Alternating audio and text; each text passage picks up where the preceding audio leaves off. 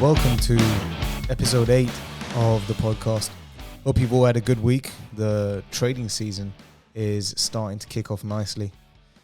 Test cricket's wound down, only a couple of games left before it returns to England for the summer. We've had Cheltenham, the Grand National is next week. Got the Masters, and the flat season kicks off with the Newmarket Guineas, the beginning of May. And the IPL was kicked off. And for those that, followed me for long enough now know that I don't really trade 2020, but I'm giving it a real go this year. I think it's time to expand my arsenal. I mean, there's just too much money to leave on the table, especially for a tournament as significant as IPL, as it has by far the highest volume out of all the 2020 franchises. And the hours are very social. They slot right around the time that I would ordinarily be trading racing. However, the flat season, like I said, hasn't kicked off just yet. There's still a month or so to go. So, so it's perfect timing-wise for me to, have a go on the 2020. But today I want to talk about a personal milestone that I've hit with my trading. Not only did I have my biggest month, but it's my first 5-figure month on sports trading. 5 figures in profits. I ended up making just under £10,200 to be exact. I can't remember exactly. But to put that into perspective with regards to my progress, that's how much I made in my entire first year. So I've made more money in 1 month than I made in my first year. And it's been a wild ride. And it's been seriously wild.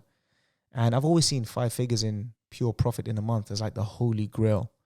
And it's eluded me for so long, and I finally achieved it. It's definitely taken a lot longer than it should have. An awful lot longer than it should have, in fact. And, when you consider my sports trading and my crypto trading, then yes, I've had 5-figure months before. But to do it just off sports has been something I've really wanted to achieve for a long time. And in fact, I was so desperate to get that monkey off my back, so to speak. Ironically, it's that very act of wanting and being desperate that stopped me from doing it much earlier. And that's really what I want to talk about in this podcast today. You see, over the last 4 years or so, especially in the last 2 years, I've had a good handful of opportunities to get there sooner, to get to that 5-figure mark. I've probably had around 4 months where I raced towards £8,000 or £9,000, only for me to falter and stall or even throw profit away. I think it happened 4 times. You see, when it comes to making progress, it's not always linear. Very rarely does anyone make continuous year-on-year progress. It doesn't work like that. A lot of the time when you're on a journey, whatever journey that is, there are so many times where you'll go backwards before you go forwards, or you'll plateau, as I did for my first 3 years. If you look at my Twitter page, last month I think it was, I uploaded a screenshot of my first 3 years profits that I made. And in my first year I made around 10 grand. Second year around 7 grand, and in my third year just over 10 grand again. And in that first year, as soon as I turned profitable, I was making month-on-month progress so quickly that my risk management just went out the window. And looking back, that's kind of what held me back for my first 3 years, because I had the skill, I just didn't have the discipline. And I kind of compare it to making noob gains in the gym. If you've never trained before and you go to the gym for the first time, you're going to put on muscle and you're going to put on strength pretty quickly. Then you're going to plateau and it's going to, level off. Then you really need to fine tune your trading, your training, and you need to fine tune your diet if you want to take things to the next level. And even then, the progress is incremental. And that's kind of how my trading went. I made progress very quickly, month on month, and then it kind of leveled off because I was getting caught out in the bad habits, which I could no longer get away with. So, like I said, I had the skill. I just didn't have the discipline. And, after 3 years, I really ingrained some bad habits, which I had to undo to get to that next level.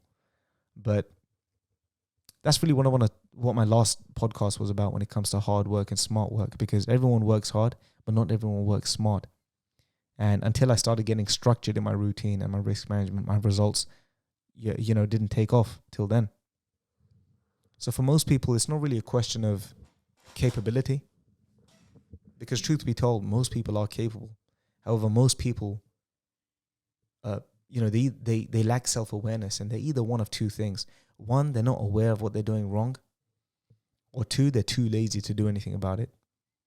Most people are both to some extent, but with me, it was more of a case of being in the second category, because I've had the skill for a long time, but I've never maximized my potential because I haven't been disciplined, and I had some important lessons to learn before I could progress, which I finally learned. So, as I said before, when I first turned profitable, I said to myself, given how fast that I was, moving forward in that first year, I said to myself, it should take me a year before I hit 5 figures a month.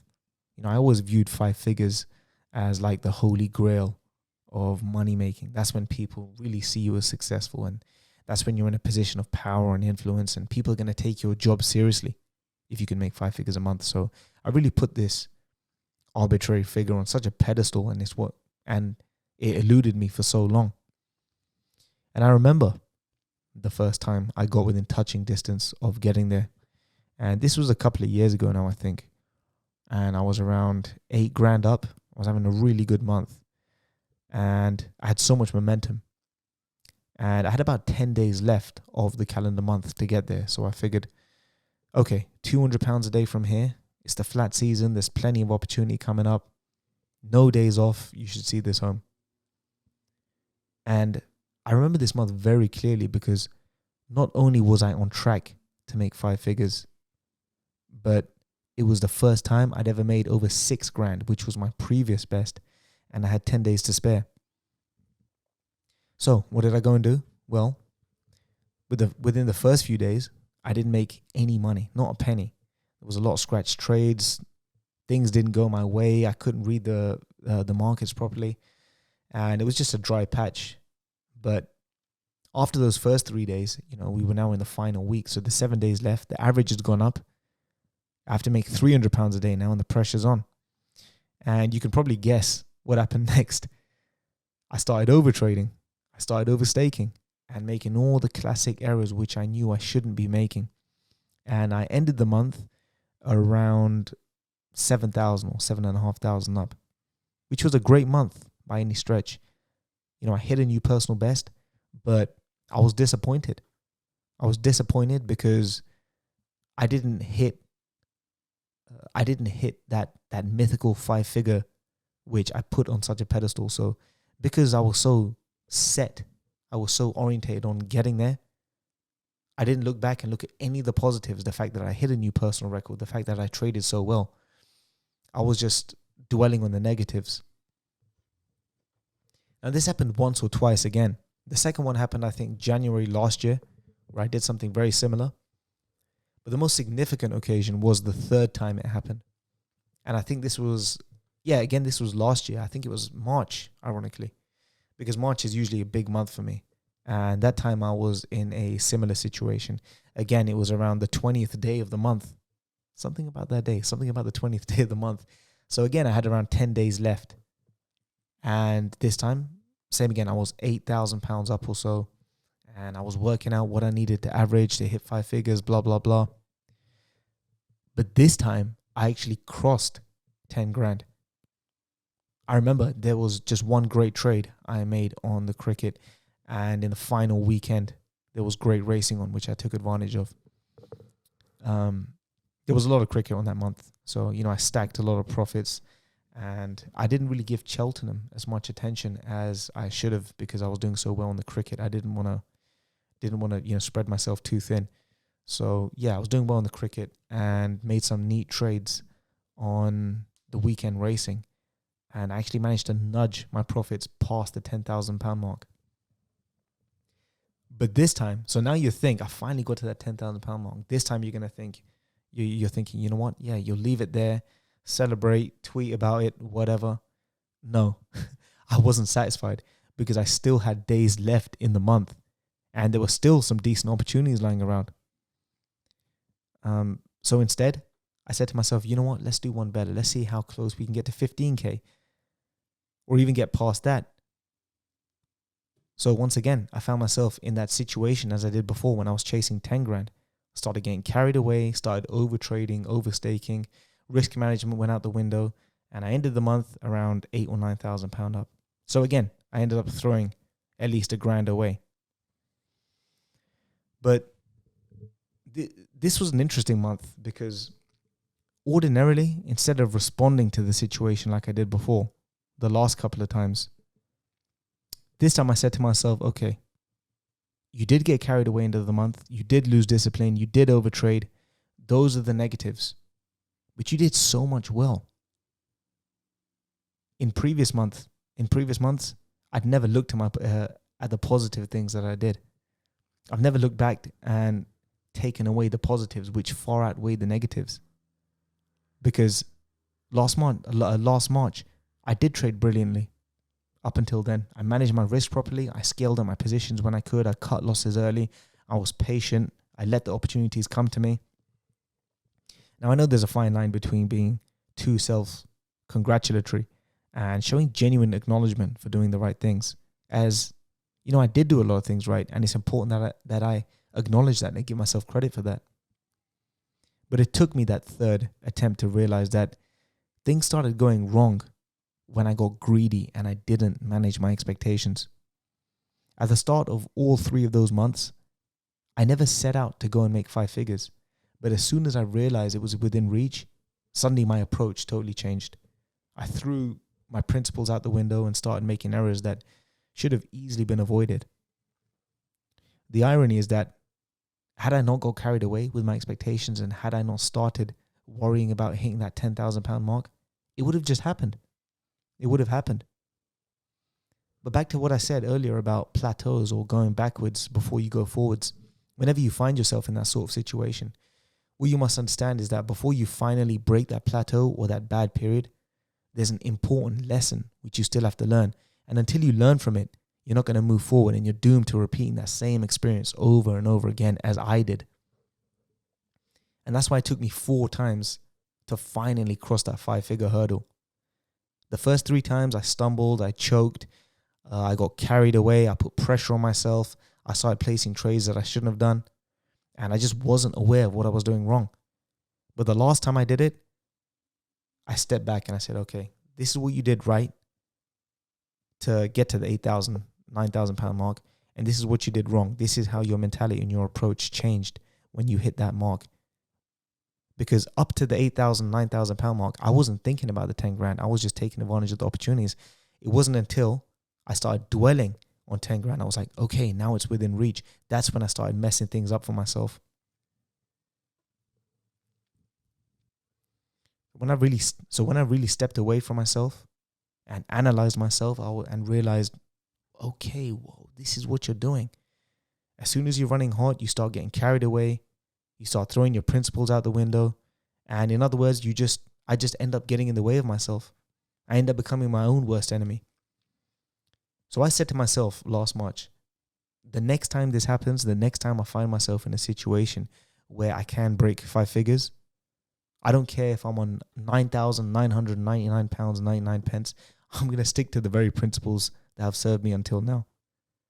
Even if I'm 1 penny away and I've got 5 days left, if I hit a dry patch and I can't spot any trades, that's it. I'm happy. It's been a great month. There's no need to throw it away. So it was quite a while before I found myself in that sort of situation again. And it's taken 1 whole year. But this March, as you know, March is usually a big month that kickstarts the season for me. I had my race calendar, my cricket calendar.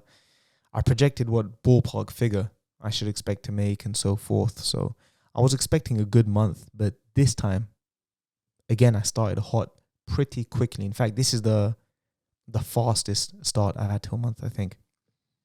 I hit the ground running very quickly. I made around 1.7 thousand in the first week. A bit of weekend racing and a bit of cricket. But in the second week, I made around 4.5 grand. And that week, I think it was the first game in the Pakistan-Australia Test series. The pitch was absolutely dead. Honestly, it was offering nothing to the spinners. It was just, a batsman's batting paradise. It was so dead. Literally, every time a wicket fell, it couldn't budge the draw price more than a few ticks at a time. It was just a literal one-way train for 5 days from 4-1 down to 1.01. And I made around 3.5K off that one match that week. And I only probably watched 1 or 2 sessions. My only regret is not even going bigger on it. But the next game was the West Indies-England game, where, again, it was another flat pitch. So not much action. And I just backed the draw and made another 1.5 grand or so, 1.4K. So I was about 5 grand up. And then I gave a bit back on the weekend racing. Got a bit carried away again, overtraded. My brain was already fried from looking at screens all week. And I should have used that time to relax, recoup, regroup. But yeah, I made that mistake of getting greedy again. And I gave back around 500 quid or so on the racing. So just an inexcusable weekend, really poor. And I never really usually lose on weekend racing. But like I said, I was overtrading. So 4.5K up that week, a very good week. But after those first 2 weeks, after that £1,700 first week, that £4,500 second week, now I was in that situation again that I found myself in 3-4 times before. And I was like, whoa, okay. It's going to be one of those months again. Because on Test cricket, I averaged probably just shy of £1,000 per match. And that's based off the last 20 or so matches I've traded. So I was already around 6K up after 2 weeks. And I've got another 5 or so matches to go. And I've got Cheltenham. So this could be that kind of month again where I'll get another shot at cracking 5 figures. So Cheltenham goes by in the, whatever it was, second or third week of March. I think it was third week.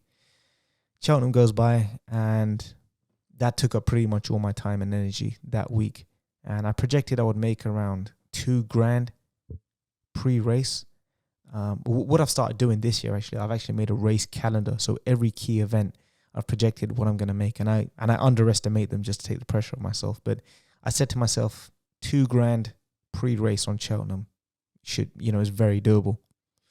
And I can honestly say, I traded very disciplined throughout the festival. And I ended up making around £2,400 pre-race.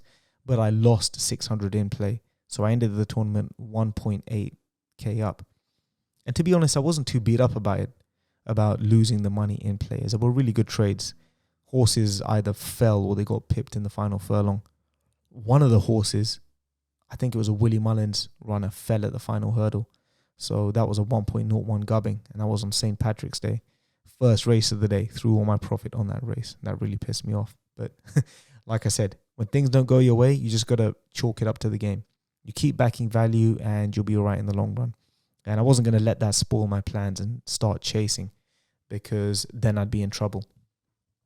So yeah, 1.8 thousand and some cricket profits. So yeah, that was another 2.5 grand week or so. So at this point, after 3 weeks, I was 8.5K up with 10 days left. Something like that, 10 days or whatever it was. So yeah, here we go again. Same situation as I found myself in before. But this time, I'd learned my lesson. I've worn these clothes before. I know how they fit. And I said to myself, look, if this is it, if you hit a dry run this week, lower your stakes or don't trade. It's been a great month. Take some time off and enjoy. Go and spend that money instead of giving it back to the market.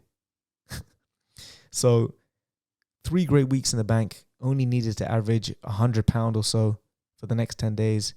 And what happens? Yep, you can probably guess. I hit a dry patch. But this time I didn't lose control. I think it was the Pakistan-Australia test, I think it was. And I was around 500 quid up or whatever it was during that game. But what happened was Australia declared pretty early on day 4. And it literally was out of the blue. I did not expect it because it was a dead pitch.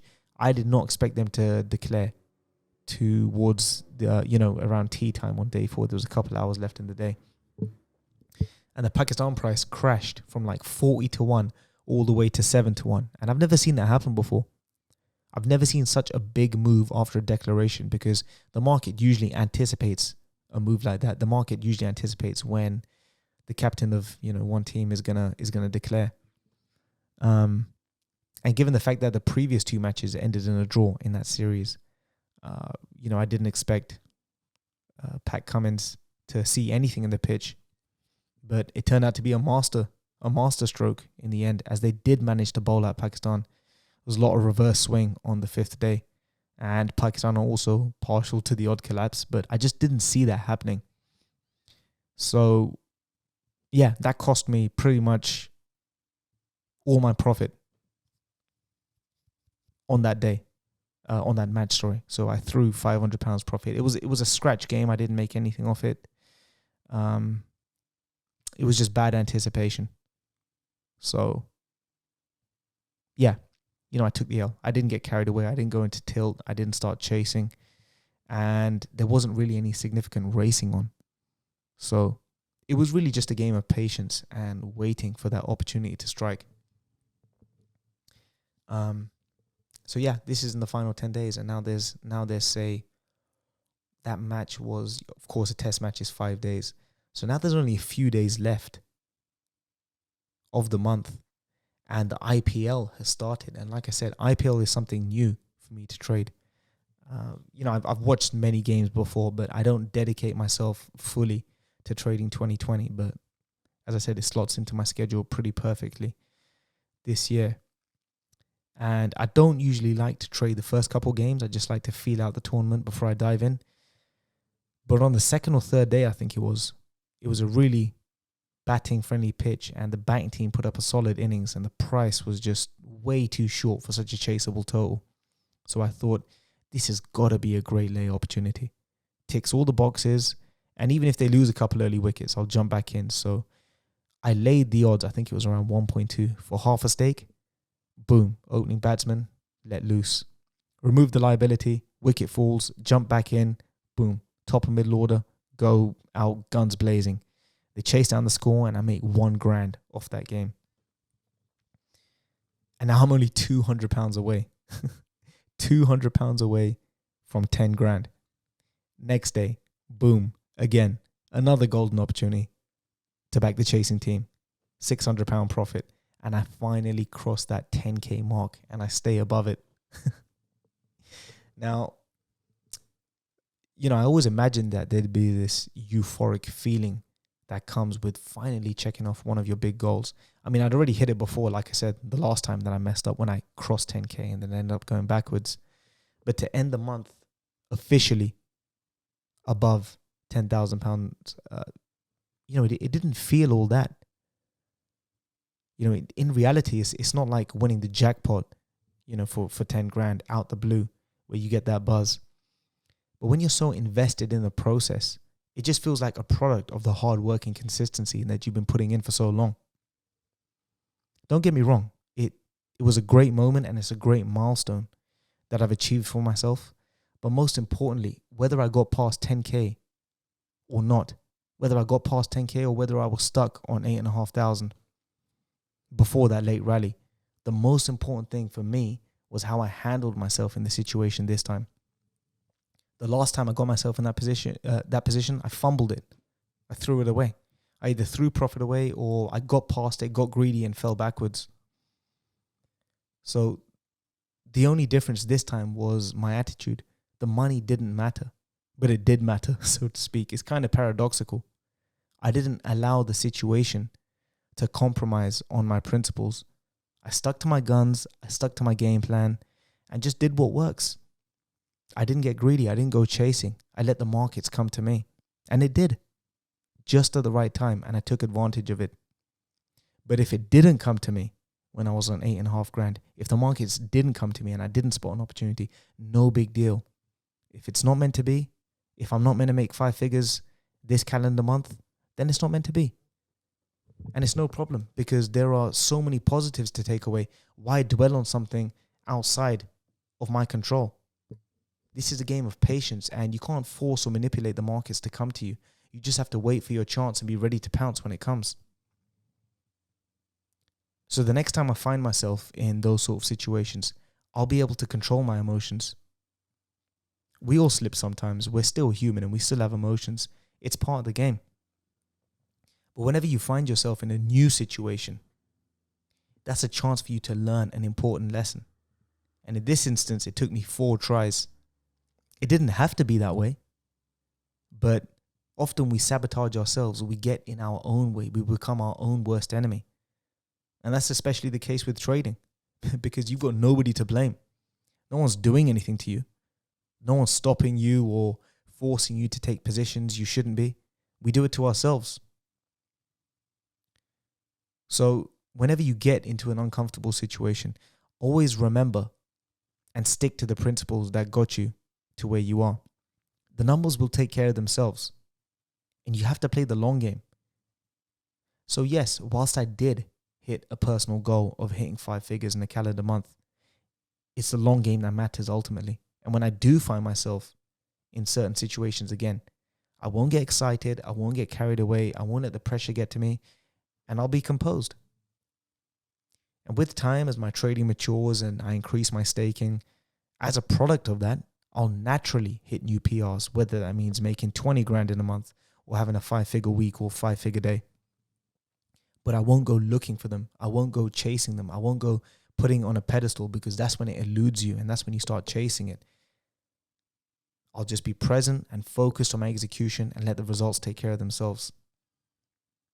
I did say this was going to be a big year, and we're off to a good start. So yeah, I'm feeling good. I'm feeling good going forward. I'm feeling optimistic about this season. So, hopefully we can get a few more months like this month, this summer. But anyway, that's my 2 cents on how I approach things and, how I think everyone should approach things. But, I do hope you enjoyed this episode.